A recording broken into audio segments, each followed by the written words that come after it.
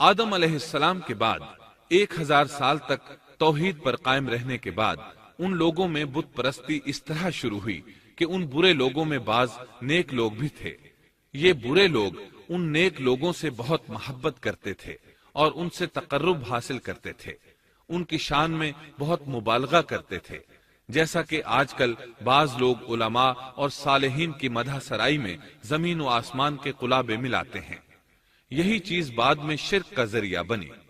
امام بخاری رحمت اللہ علیہ نے سورہ نوح آیت 23 میں اللہ کے فرمان اور انہوں نے کہا کہ ہرگز اپنے معبودوں کو نہ چھوڑنا اور نہ ود اور سوا اور یغوث اور یعوق اور نصر کو چھوڑنا کی تفسیر کرتے ہوئے ابن عباس رضی اللہ عنہما سے روایت کی ہے۔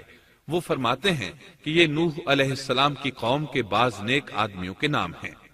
جب وہ فوت ہو گئے تو شیطان نے ان کی قوم کے دل میں یہ بات ڈال دی کہ جہاں وہ حضرات بیٹھا کرتے تھے وہاں ان کے بت بنا کر رکھ دو اور ان کو وہی نام دو جو ان بزرگوں کے تھے۔ انہوں نے ایسا ہی کیا اور پتھر کے بت بنا کر ان کے نام ان بزرگوں والے رکھ دیے۔ اس وقت تو بتوں کی پوجا نہ ہوئی، لیکن جب یہ لوگ فوت ہو گئے اور علم مٹ گیا تب ان کی پوجا ہونے لگی۔ ابن عباس رضی اللہ عنہما فرماتے ہیں نوح علیہ السلام کی قوم کے یہی بت بعد میں عرب میں پوجے گئے، یعنی ان نیک بزرگوں کے بت بنا لیے گئے اور آہستہ آہستہ ان کی پوجا شروع کر دی گئی، اور سب لوگوں نے ایک اللہ کی عبادت سے انکار کر دیا۔ نوح علیہ السلام اکیلے اس دنیا میں موحد اور توحید پرست باقی رہ گئے۔ نوح علیہ السلام کا نسب کچھ یوں ہے: نوح بن لامک بن متو شلح بن ادریس۔ اس طرح ادریس علیہ السلام ان کے پردادا ہوئے۔ اس وقت لوگوں کی عمریں بہت طویل ہوتی تھیں، اس لیے ہم کہہ سکتے ہیں کہ ادریس علیہ السلام کئی 100 سال زندہ رہے اور نوح علیہ السلام 1000 سال سے بھی زیادہ عرصہ زندہ رہے۔ عمریں لمبی ہونے کی وجہ سے ادریس علیہ السلام اور نوح علیہ السلام کے درمیان کافی مدت بنتی ہے، اور اسی مدت کے دوران کفر و شرک نے زور پکڑا اور بتوں کی عبادت شروع ہو گئی۔ تب اللہ تعالیٰ نے نوح علیہ السلام کو زمین میں مبعوث فرمایا۔ ابن عباس رضی اللہ عنہما سے روایت ہے کہ نبی صلی اللہ علیہ وسلم نے فرمایا آدم علیہ السلام اور نوح علیہ السلام کے درمیان 10 قرن تھے۔ ایک قرن 100 سال کا ہوتا ہے۔ آدم علیہ السلام کے 1000 سال بعد تک لوگ توحید پر قائم رہے، پھر آہستہ آہستہ شیطان نے انہیں شرک کے راستے پر ڈال دیا، شرک عام ہو گیا، ایک اللہ کی عبادت بالکل ختم ہو کر رہ گئی۔ تب اللہ نے نوح علیہ السلام کو مبعوث فرمایا، انہوں نے اللہ کی طرف دعوت دی، انہوں نے بہت مشقت اٹھائی، جیسا کہ سورہ نوح میں اللہ فرماتے ہیں اللہ تعالیٰ بخشش اور رحم کرنے والے کے نام سے شروع کرتا ہوں۔ یقیناً ہم نے نوح کو ان کی قوم کی طرف بھیجا کہ اپنی قوم کو ڈراؤ اور خبردار کر دو، اس سے پہلے کہ ان کے پاس دردناک عذاب آ جائے۔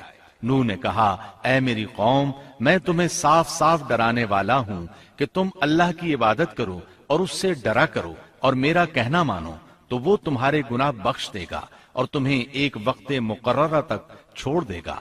یقیناً اللہ کا وعدہ جب آ جاتا ہے تو موقوف نہیں ہوتا، کاش تمہیں سمجھ ہوتی۔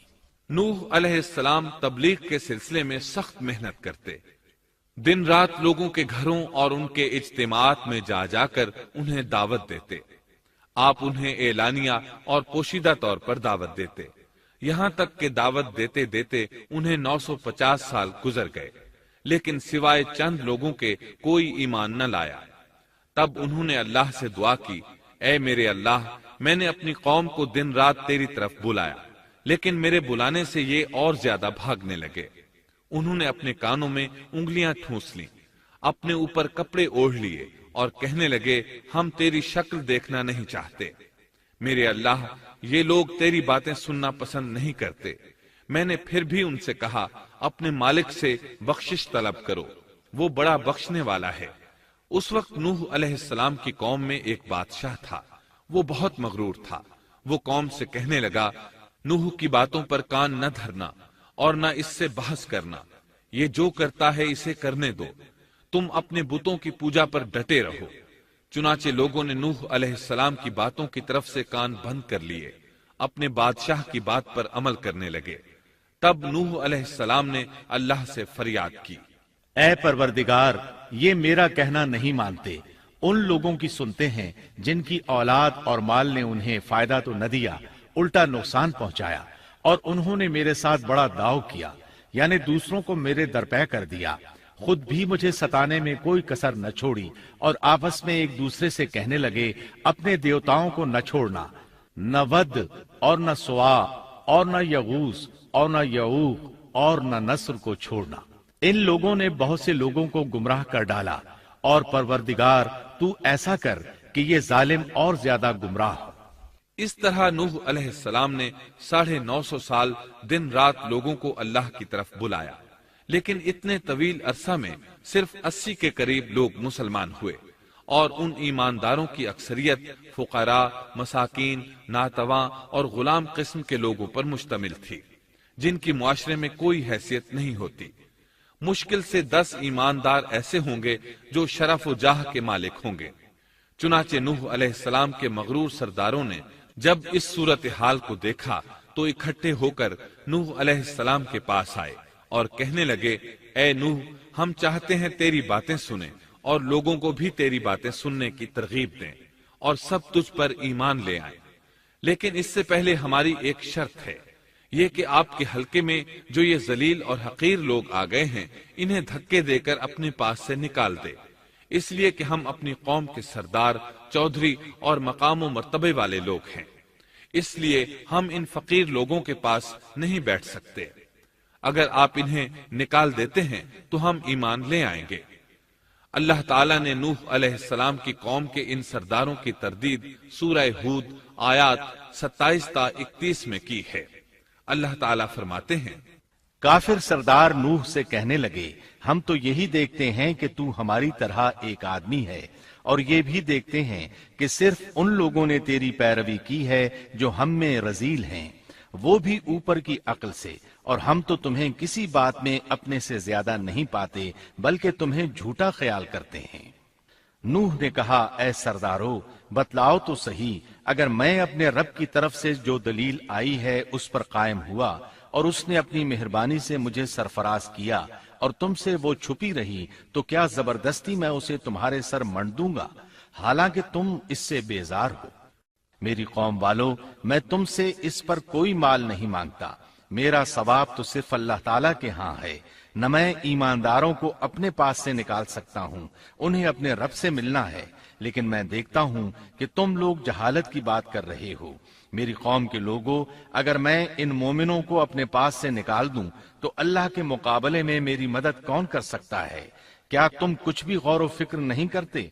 मैं तुमसे ये नहीं कहता कि मेरे पास अल्लाह के खजाने हैं और मैं गैब का इल्म भी नहीं रखता, न मैं ये कहता हूँ कि मैं कोई फरिश्ता हूँ, न मेरा ये कौल है कि जिन पर तुम्हारी निगाहें जिल्लत से पड़ रही हैं, अल्लाह ताला उन्हें कोई नेमत देगा ही नहीं।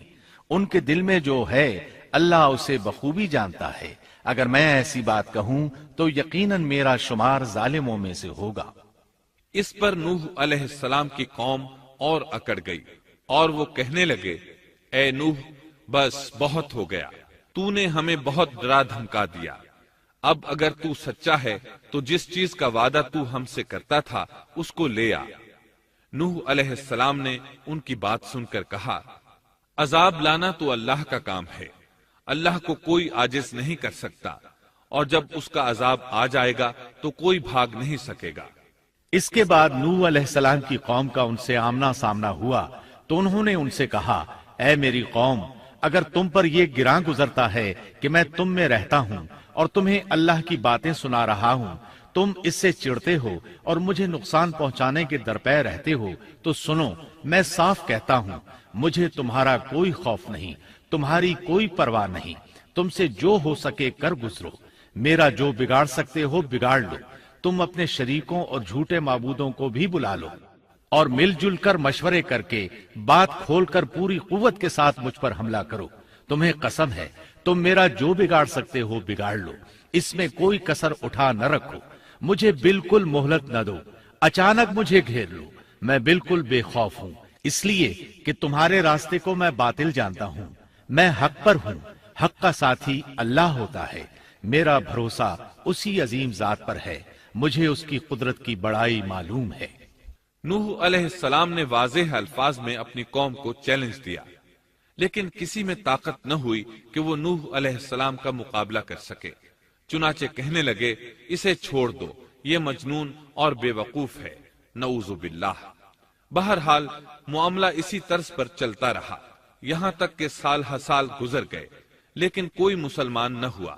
پھر پہاڑ پر رہنے والے لوگ روز بروز برائی میں ترقی کرتے چلے گئے، اور جو لوگ شروع میں ایمان لائے تھے ان کے علاوہ اور کوئی شخص ایمان نہ لایا۔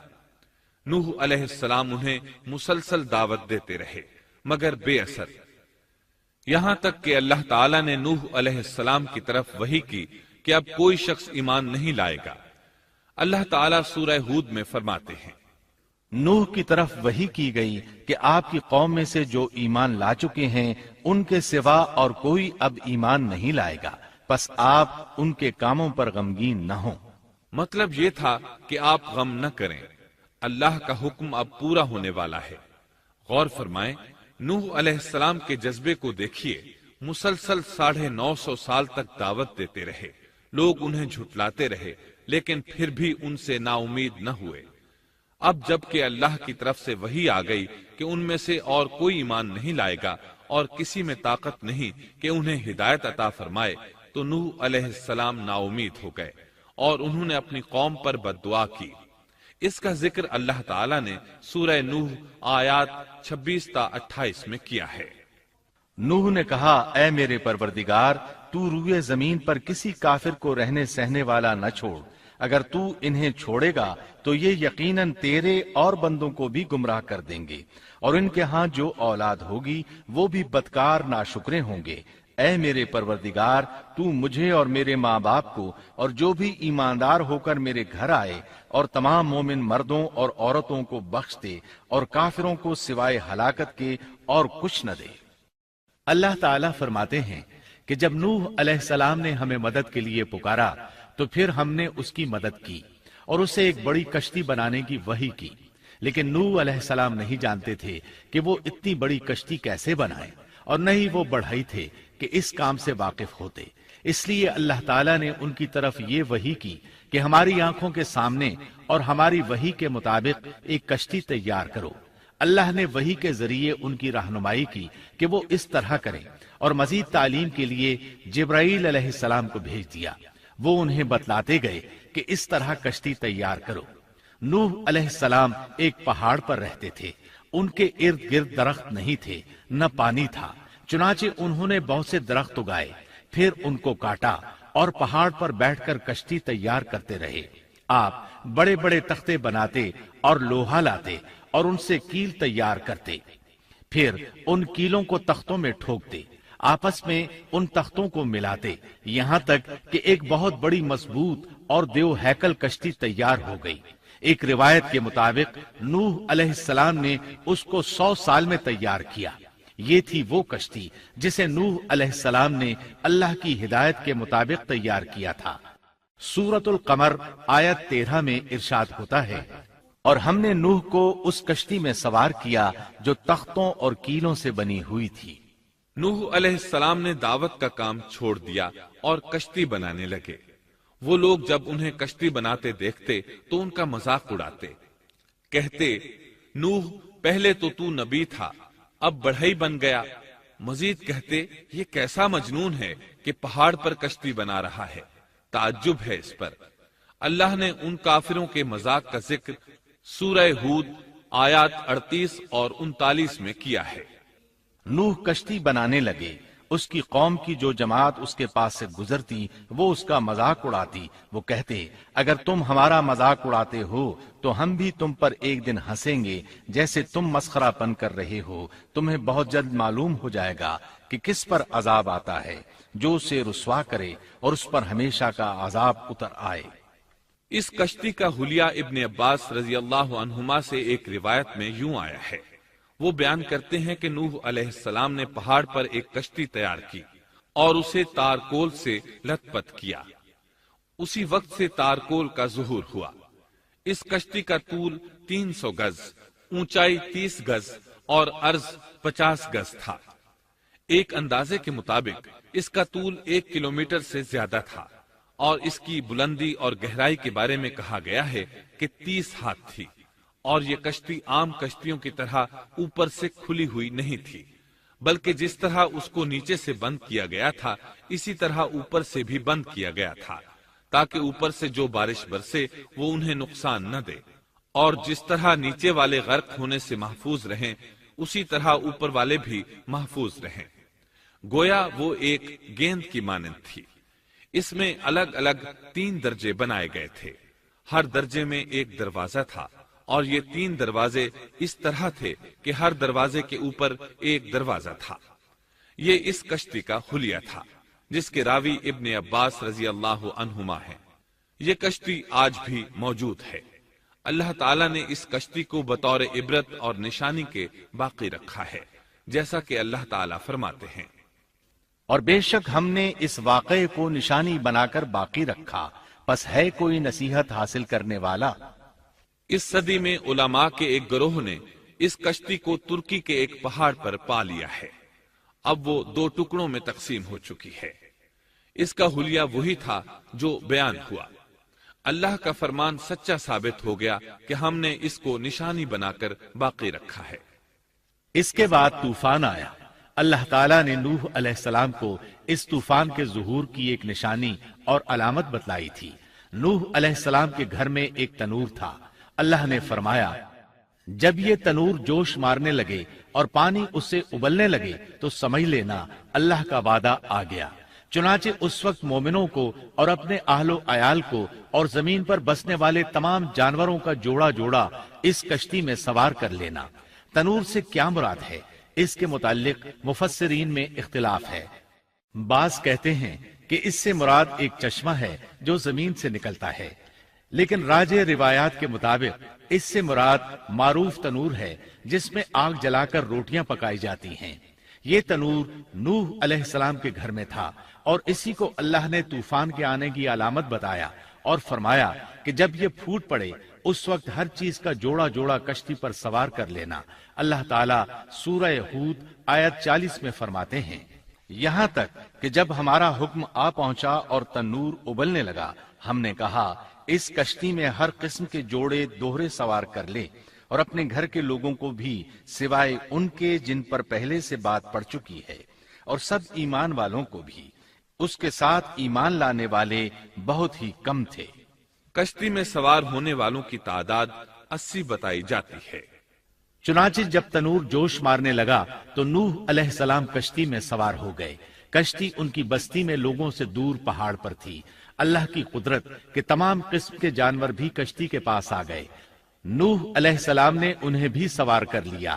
اللہ تعالیٰ سورۃ القمر آیات 11 اور 12 میں فرماتے ہیں، پس ہم نے آسمان کے دروازوں کو زور کی بارش سے کھول دیا اور زمین کے چشموں کو جاری کر دیا، پس اس کام پر جو پانی مقرر کیا گیا تھا خوب جمع ہو گیا۔ آسمان سے نازل ہونے والا اور زمین سے نکلنے والا پانی کتنا تھا، اس کا اندازہ اللہ ہی کو ہے۔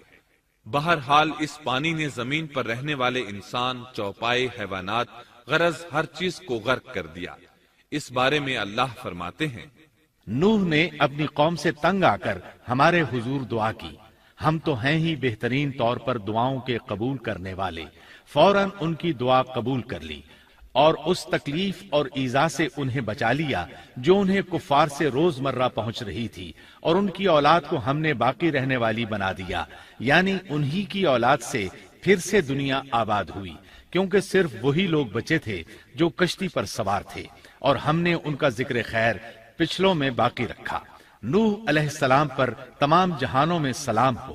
ہم نیکی کرنے والوں کو اسی طرح بدلے دیتے ہیں، وہ ہمارے ایماندار بندوں میں سے تھا، پھر ہم نے باقی سب کو غرق کر دیا۔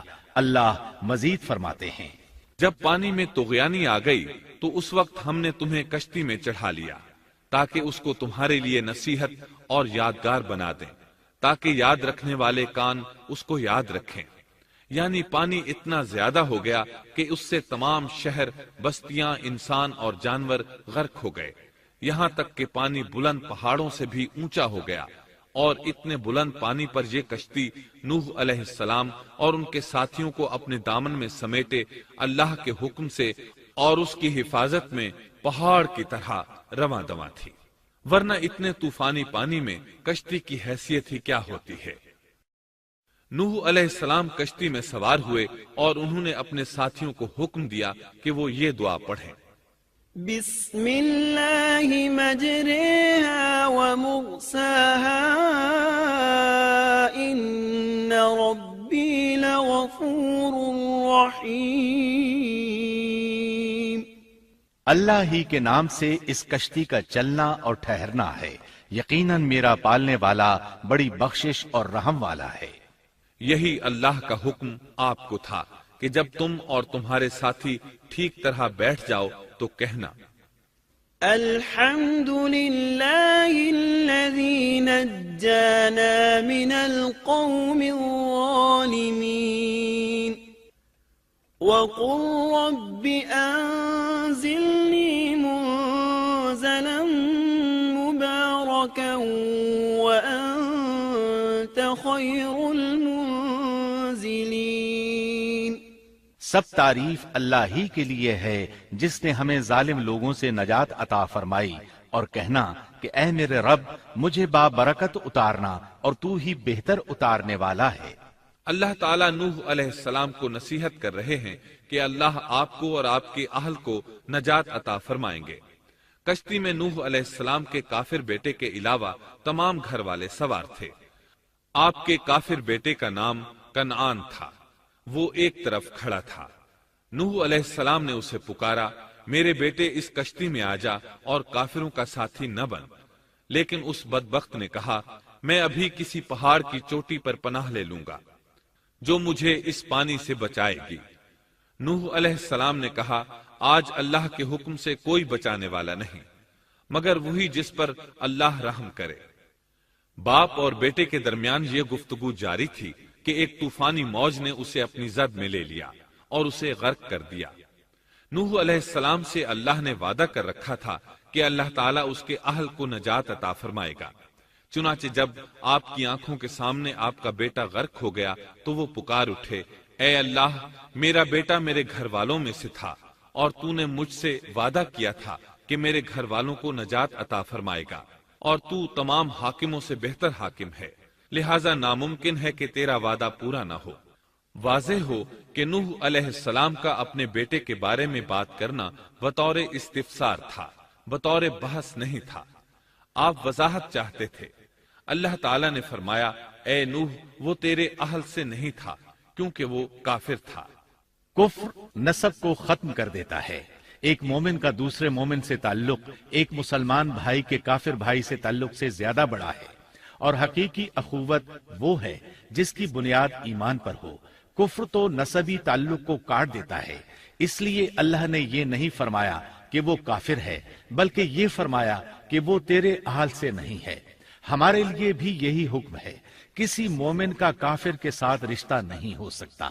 اس کے ساتھ اللہ نے نوح علیہ السلام کو نصیحت فرمائی کہ آپ ہرگز وہ چیز نہ مانگیں جس کا آپ کو مطلقاً علم ہی نہ ہو، اور ہم آپ کو نصیحت کرتے ہیں کہ جاہلوں میں اپنا شمار کرانے سے باز رہیں۔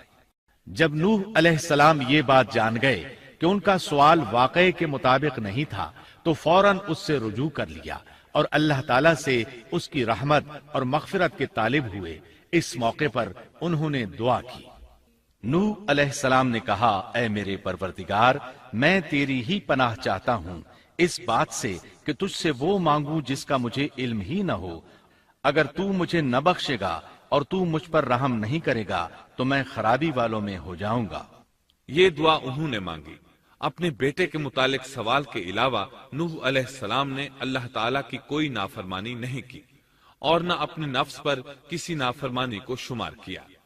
کشتی نوح علیہ السلام اور ان کے ساتھیوں کو لیے پانی کی موجوں پر بلند ہو رہی تھی، اور زمین پر موجود ہر چیز، انسان، حیوانات، چوپائے، پرندے غرق ہو چکے تھے۔ ان میں کوئی بھی باقی نہیں بچا تھا۔ اگر کوئی زندہ بچا تھا تو کشتی والے۔ ابن عباس رضی اللہ عنہما سے روایت ہے کہ نوح علیہ السلام اور ان کے ساتھی 6 ماہ کشتی میں رہے اور بعض روایات میں یہ بھی ہے کہ وہ محرم کی 10 تاریخ کو کشتی سے نیچے اترے۔ آخر اللہ کے حکم سے طوفان رک گیا۔ اللہ نے زمین کو حکم دیا کہ وہ تمام پانی کو نگل جائے۔ زمین نے سارا پانی نگل لیا، زمین خشک ہو گئی۔ اللہ تعالیٰ سورہ ہود آیت 44 میں فرماتے ہیں، اور فرما دیا گیا کہ اے زمین اپنے پانی کو نگل جا، اور اے آسمان بس کر تھم جا۔ اسی وقت پانی سکھا دیا گیا اور کام پورا کر دیا گیا، اور کشتی جودی نامی پہاڑ پر جا ٹھہری، اور فرما دیا گیا کہ ظالم لوگ اللہ کی رحمت سے دور ہیں۔ کشتی جودی پہاڑ پر جا کر ٹھہر گئی۔ اب انہیں حکم ہوا کہ سلامتی کے ساتھ کشتی سے اتر آئے۔ آپ پر بھی برکت نازل ہوگی، اور ان قوموں پر بھی جو آئندہ آپ کی نسل سے پیدا ہوں گی، اور آپ کی نسل میں سے کچھ لوگ ایسے بھی ہوں گے جنہیں ہم فائدہ تو ضرور پہنچائیں گے، پھر انہیں ہماری طرف سے دردناک عذاب پہنچے گا۔ بہت سی روایات میں یہ بات مذکور ہے کہ نوح علیہ السلام ایک لمبی مدت یعنی 6 ماہ کشتی میں طوفان تھم جانے کا انتظار کرتے رہے۔ آپ نے طوفان کے حالات معلوم کرنے کے لیے ایک کبوتر بھیجا جو واپس آ گیا۔ اسے پاؤں رکھنے کو جگہ نہ ملی۔ اسے دوبارہ بھیجا گیا تو وہ پھر واپس آ گیا۔ چند دن بعد اسے پھر بھیجا گیا تو وہ اپنی چونچ میں زیتون کی ایک ٹہنی لیے ہوئے تھا۔ اس سے نوح علیہ السلام نے معلوم کر لیا کہ پانی زمین سے کچھ ہی اونچا رہ گیا ہے اور درخت وغیرہ اگ چکے ہیں۔ کچھ دن بعد اسے پھر بھیجا گیا۔ اس مرتبہ وہ واپس لوٹا تو اس کے پاؤں خاک آلود تھے۔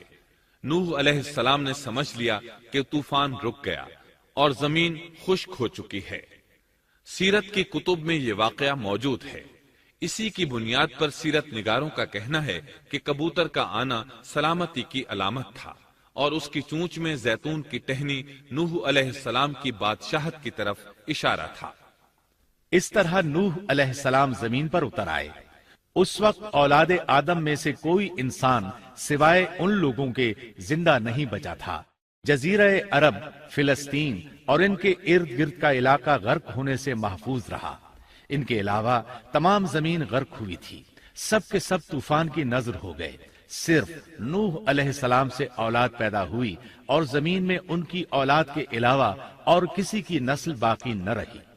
اسی وجہ سے نوح علیہ السلام کو آدم ثانی اور ابو البشر ثانی کہا جاتا ہے، کیونکہ تمام کے تمام بشر انہی کی طرف منسوب ہیں۔ سورۃ الصافات آیات 75 تا 77 میں اسی طرف اشارہ ہے۔ اور ہمیں نوح نے پکارا تو دیکھ لو کہ ہم کیسے اچھے دعا قبول کرنے والے ہیں۔ ہم نے اسے اور اس کے فرمانبرداروں کو اس زبردست مصیبت سے بچا لیا۔ اس کی اولاد ہم نے باقی رہنے والی بنا دی۔ ایک دوسرے مقام پر اللہ تعالیٰ دیگر امم اور رسولوں کے متعلق کلام کرتے ہوئے فرماتے ہیں، اے ان لوگوں کی اولاد جنہیں ہم نے نوح کے ساتھ چڑھا لیا تھا، وہ ہمارا بڑا ہی شکر گزار بندہ تھا۔ نوح علیہ السلام کے 3 بیٹے تھے، سام، حام اور یافس۔ سام کی نسل زیادہ تر سفید رنگت کی تھی، اور بہت کم لوگ ان میں سیاہ فام تھے، البتہ کچھ ان میں گندمی تھے۔ حام کی اولاد کی اکثریت سیاہ فام تھی، ان میں بہت کم لوگ سفید رنگ کے تھے، اور یافس کی اولاد سرخی مائل رنگ کی تھی۔ عرب اور بنو اسرائیل سام کی اولاد ہیں، تمام حبش حام کی اولاد ہیں، ترک اور مشرقی ایشیا کے لوگ یافس کی اولاد ہیں۔ طوفان کے بعد نوح علیہ السلام اللہ کے بندوں میں 350 سال تک زندہ رہے، اور وہ اللہ کے قول عبدن شکورن کے مصداق تھے۔ پھر نوح علیہ السلام فوت ہو گئے۔ راجح ترین روایات کے مطابق آپ مکہ میں دفن ہوئے۔ ایک دوسری روایت کے مطابق آپ لبنان میں دفن ہوئے۔